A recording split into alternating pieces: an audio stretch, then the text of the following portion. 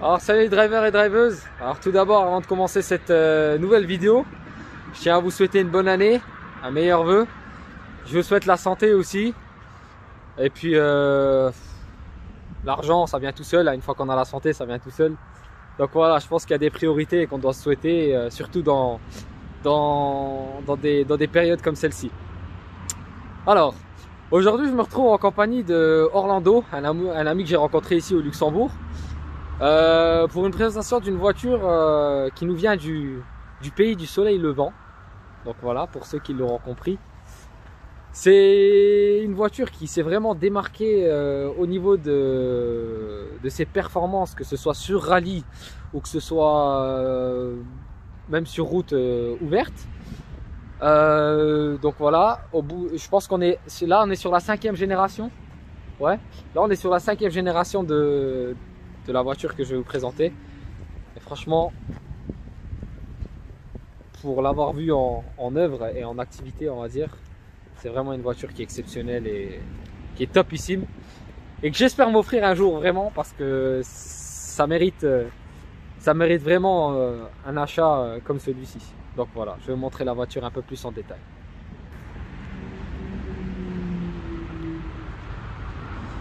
Donc voilà, on est sur une Subaru WRX STI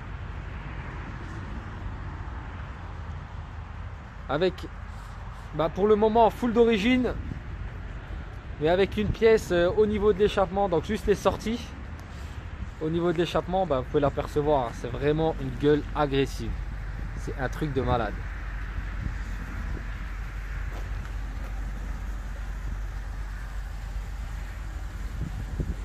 Alors la prise d'air à l'avant et le béquet à l'arrière qui sont vraiment deux pièces imposantes sur cette voiture.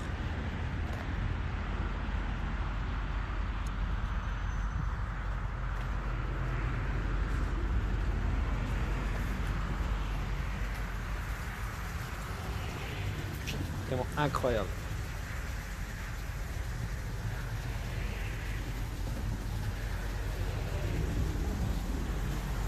Alors du coup, je vais retourner l'écran pour présenter mon ami Orlando. Comme vous pouvez l'apercevoir, elle est juste là. Salut tout le monde. Donc Orlando aussi est passionné du monde automobile, des japonaises tout particulièrement, je pense. Oui. C'est vraiment sa préférence, comment dire, ses voitures préférées sont les japonaises tout simplement. Bon, monsieur s'est fait piquer aussi par des allemandes. Ça arrive, malheureusement. Donc voilà, il a bien aimé le monde allemand aussi, mais vraiment il a une préférence pour les japonaises. Après, je sais pas s'il a un petit mot à rajouter. Pourquoi les japonaises? Tout simplement parce que c'est un peu plus unique, on va dire. C'est une autre sensation. C'est une autre sensation. Alors là, on va faire un petit démarrage en dessous d'un pont.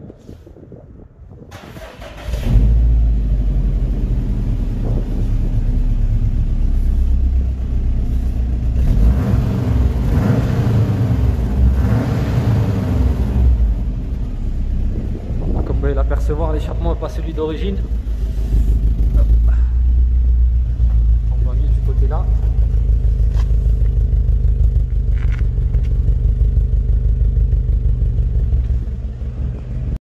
Oh ça y est, on est repassé à l'intérieur.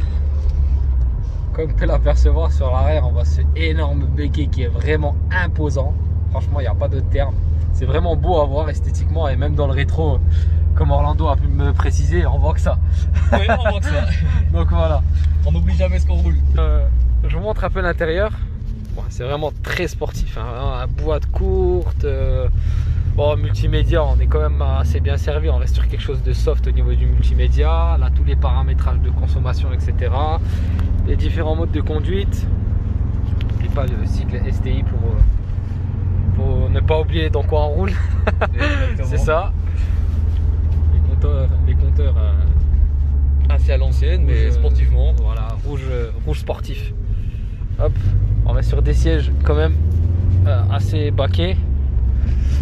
Donc avec les cycles STI. À l'arrière, hein. Vraiment 4 bonnes chaises, 4 bonnes places assises. Vraiment, on peut vraiment. Pardon, je veux dire 3 places assises. Donc voilà, ça reste une voiture avec 5 portes et donc 5 places. En comptant le coffre, bien évidemment, quand je dis 5 portes, vous m'avez compris. Donc on va faire quelques essais routiers pour que vous puissiez voir un peu le comportement de la voiture. Donc là on est en mode sport là. Oui. Ouais, ça y est. Donc voilà, vous pouvez... Troisième.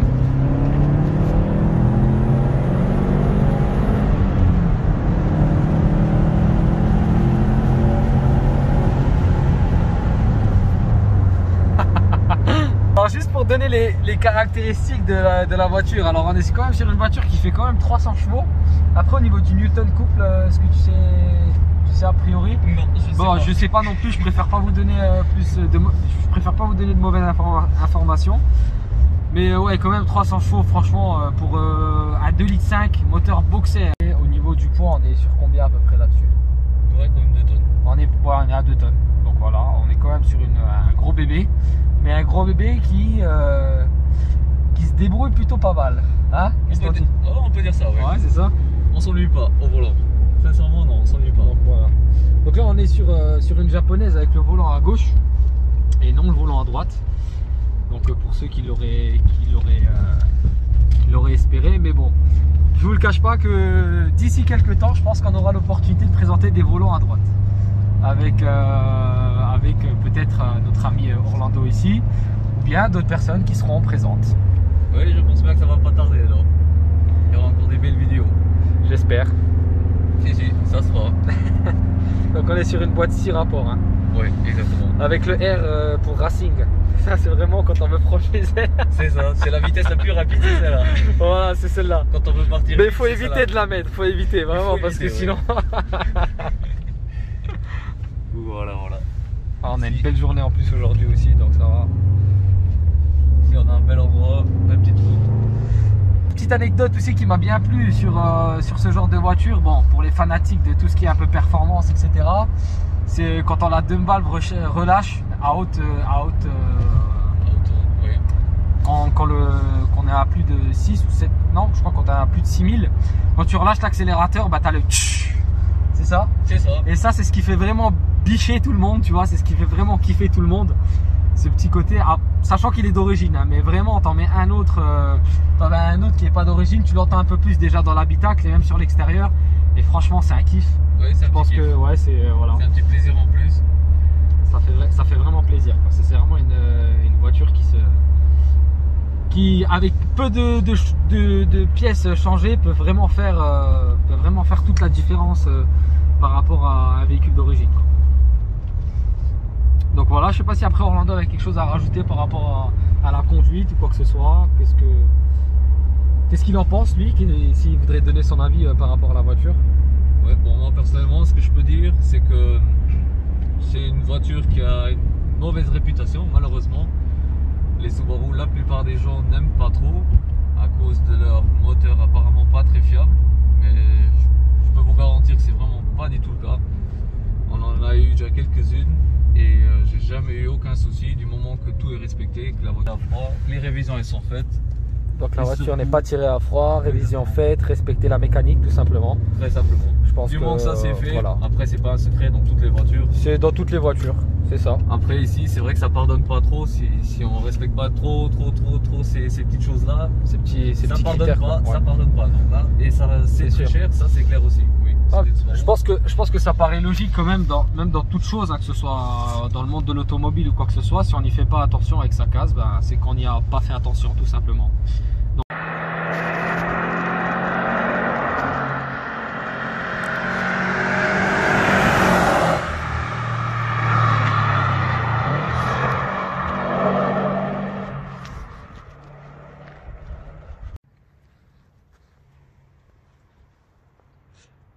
Là voilà, la petite bête en 2,5 litres, 300 chevaux, qui s'est vraiment très bien débrouillé sur les routes ici au Luxembourg. Franchement ça bouge pas. Une fois que tu as des bons pneus, tu as un bon châssis, bon, le châssis est exceptionnel sur les Subaru, hein. Franchement de la première génération jusqu'à la dernière, il n'y a rien à dire, c'est top. Ouais, vraiment. On a pris des virages un peu forcés, franchement. Ça bouge vraiment pas. Et là, le pire, je vais pas dire le pire, mais c'est que là déjà on est en pneu hiver. Généralement, Orlando roule souvent en pneu semi-slick. Il pense que c'est quand même le minimum sur ce genre de voiture. Et il m'a dit, là ça bouge léger, mais en semi-slick ça bouge pas du tout. T'as beau être même à 7000 tours minute, dans un virage, ça reste comme il faut, quoi. Ça bouge vraiment pas. Donc voilà. Moi j'ai une petite nouveauté dans mes vidéos que je tenais à vous présenter et que je pense que je vais maintenant faire souvent dans mes vidéos futures. Donc voilà, en fait les nouveautés, c'est en fait quelques questions que j'ai à poser aux propriétaires qui restent bien sûr dans le monde de l'automobile et qui restent des questions voilà, qui ne rentrent pas dans l'intimité du propriétaire ou quoi que ce soit. Donc voilà. Alors Orlando, j'ai déjà une première question pour toi si tu me permets, on va juste se mettre là derrière la voiture. Alors ma première question, bon, le papier est là, vous pouvez le voir, le petit bonhomme. Donc voilà, alors la première question que j'ai à te poser, c'est quel est l'avantage de cette voiture et qu'est-ce qu'elle a de plus que les autres n'ont pas? Alors bon, déjà, en premier lieu, je pense c'est déjà le bruit. Ça, c'est pas comparable avec aucune autre voiture. Et après, ce que je trouve super aussi sur cette voiture-là, c'est que ça reste quand même une voiture pratique et plaisir en même temps. Ça veut dire on a quand même le 5 portes, c'est quand même une voiture familiale. On a un bon coffre, on peut faire des courses avec. Et on peut quand même l'utiliser au jour à jour. C'est pas le cas de beaucoup de voitures sportives. Ok, bon, bah, c'est bien, je pense que c'est clair, hein, tout simplement.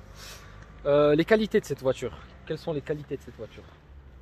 Les qualités, c'est que plus le pied est lourd, plus ça boit. Ça c'est bien aussi. Alors on connaît toutes les pompes d'essence dans les alentours, on roule. Ça c'est une bonne qualité. C'est un peu l'avantage du Luxembourg aussi. Voilà, voilà, exactement. Au Luxembourg, on ne tombe jamais en panne d'essence, ça c'est presque impossible. Voilà. Non, mais les qualités vraiment, c'est comme j'ai dit sur la première question, c'est que voilà, par exemple cette voiture-là, on peut la rouler aussi bien en été qu'en hiver, ça y a jamais un souci. On a les 4 roues motrices, c'est parfait. Et puis c'est comme je dis, même si on fait un long trajet, qu'on a une famille ou qu'on n'a pas, avec cette voiture-là, ça pose aucun souci. C'est pas comme si on aurait une S2000, c'est une 2 places. Bon voilà, une propulsion, c'est dangereux, ça se compare pas. C'est une voiture plaisir aussi, mais c'est pas comparable. Ouais, c'est sûr. Donc on a quand même pas mal d'espace sur la voiture. Pour en revenir, on a pas mal d'espace. Ça reste une voiture conviviale, familiale, et puis qu'on peut utiliser tous les jours. Donc c'est vraiment les qualités principales, si je peux me permettre, de la voiture. Après, les défauts de cette voiture. Quels sont les défauts de cette voiture? Les défauts, c'est très simple. C'est comme j'avais dit tout à l'heure aussi déjà dans la vidéo, c'est qu'il faut quand même respecter les révisions surtout. Et j'insiste là-dessus parce que beaucoup de gens ne s'imaginent pas du tout. Ici, il ne faut pas attendre 20 000 km pour faire une révision. C'est tous les 9000. Ça veut dire ça change déjà tout de suite d'une voiture normale et surtout d'une diesel où on fait tous les 20 ou 30. Là, ça rigole pas. Ça veut dire ici, si on roule quand même un peu, on va dire tous les 3 mois, on est en révision. On est obligé de faire un service, quoi. Voilà. Ok. Après, ce que je peux dire aussi, c'est que beaucoup de gens ils pensent qu'une révision sur ce type de voiture, ça coûte très très cher. C'est pas du tout le cas. Une révision normale chez Subaru, il faut compter en moyenne, hein, je dis bien sûr, entre 300 et 380 €. On est plus ou moins dans cette fourchette. Ah ouais, d'accord. Oui, Filtre et compagnie, c'est pas plus cher qu'une autre marque du tout. Même, c'est même, je trouve, même pas cher. Ah, c'est raisonnable, quoi. Ouais, Ouais. c'est raisonnable. Il y a certaines marques, c'est beaucoup plus cher. Ici, non. Ok. Ah, c'est top.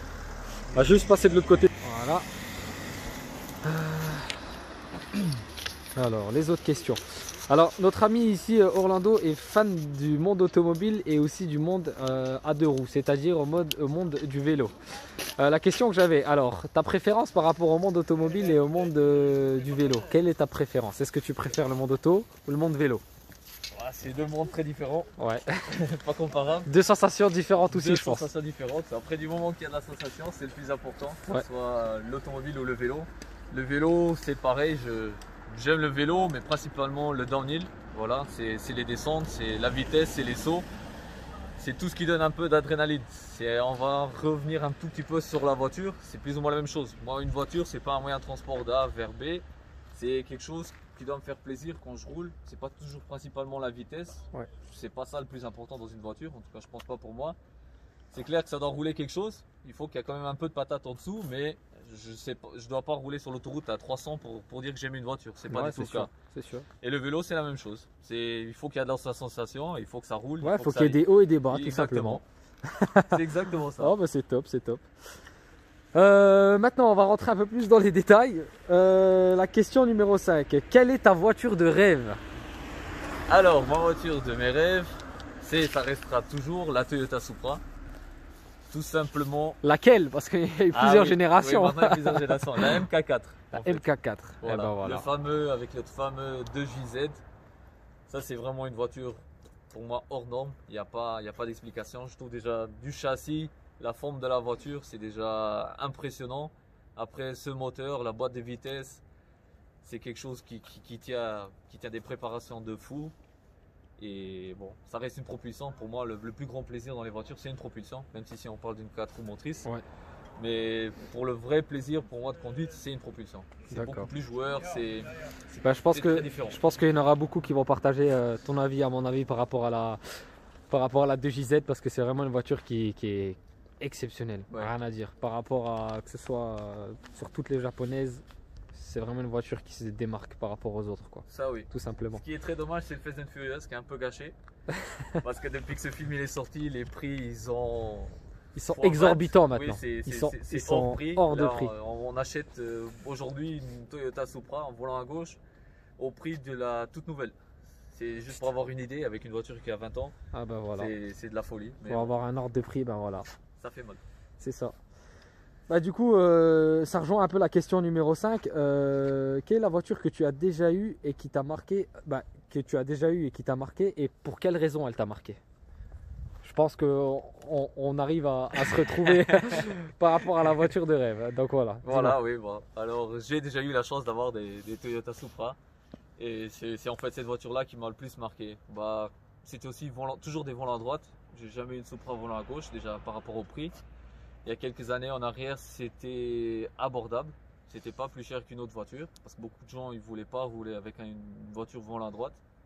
C'était inimaginable pour la plupart des gens. Entre temps, ça a beaucoup changé. On trouve beaucoup de voitures de nos jours volant à droite. Les prix souvent c'est divisé par deux. Dans le temps, c'était ce cas-là. C'était une Supra ici, ça coûtait 20 000 €, une volant à gauche, il y a 15 ans en arrière. Et une volant à droite, en très bon état avec très peu de kilomètres, ça coûtait 10 000 €. Et si on voulait un peu de kilomètres, c'était en dessous même. Ouais, bah dis donc. Et c'est le pourquoi que j'ai toujours eu des volants à droite.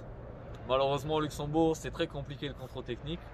J'en ai eu une qui était un peu préparée en single turbo. J'ai jamais réussi à immatriculer, qui malheureusement a été abandonnée. C'est dommage. C'est là où la sensation elle est venue et j'ai plus jamais réussi à sortir ça de la tête. C'est impossible. Je pense que c'est une voiture qui doit marquer beaucoup d'esprit. Oui. Rien que par rapport aux performances déjà qu'elle a d'origine, mais notamment préparée aussi, que ça se prépare très facilement et très bien. Oui. Donc on gagne assez facilement beaucoup de chevaux sur ce genre de voiture. Oui. C'est même le fait de tourner un boulon, on va gagner 50 chevaux en plus, quoi. Limite, c'est exactement si ça. On voit cette façon les choses, quoi. Et surtout qu'on n'a pas de souci derrière, c'est ça que c'est stable et que c'est qu'on peut mettre les chevaux, on n'a pas besoin d'ouvrir tout de suite le moteur pour renforcer jusqu'à un certain point, facilement jusqu'à 500 chevaux, facile, on n'a pas besoin de toucher rien du tout de la mécanique. Tout est fait que ça tienne. Ouais, bah c'est que c'est une voiture stable alors. Ouais, c'est une voiture robuste et que j'ai pas les mots franchement parce qu'elle a vraiment marqué 2 générations. Je pense que ce soit la tienne ou que ce soit la mienne. Voilà, Orlando est quand même un peu plus âgé que moi. Donc voilà, il a vraiment marqué sa génération à lui et la mienne aussi. Donc après à voir par la suite comment ça va évoluer, mais je pense que c'est une voiture qui restera dans les annales, si je peux dire ça comme ça. Voilà. Ça reste dans simplement. Ça, personne ne l'oubliera. Et la dernière, je me dois de te poser, qui sera vraiment la question phare, et que maintenant je vais avoir un petit avis par rapport à toutes les personnes que je rencontre, que j'ai rencontrées et que je vais rencontrer jusqu'à aujourd'hui. C'est que qu'est-ce que tu penses de Sultvan Drive? Bah, j'ai rien à dire de négatif, que du positif déjà. Super sympa. Je peux que dire aux gens, si vous avez une belle voiture et vous voulez passer un bon moment et faire une belle vidéo avec quelqu'un de passionné de voiture, simple, efficace, bah faites-le, sérieusement. Ça coûte rien du tout de partager sa passion. Et en plus de nos temps maintenant, avec ce Covid et toutes ces complications qu'on a, je pense que c'est encore une chose en plus à faire. Vu que la situation elle est déjà tellement compliquée et qu'on ne peut pas vraiment se rassembler facilement, au moins leur partager un peu ce qu'on aime. C'est ça, partager un bon moment, quoi. Un bon moment, exactement. C'est top. Bah, merci à toi, mec. Avec plaisir. Merci à toi. Avec plaisir.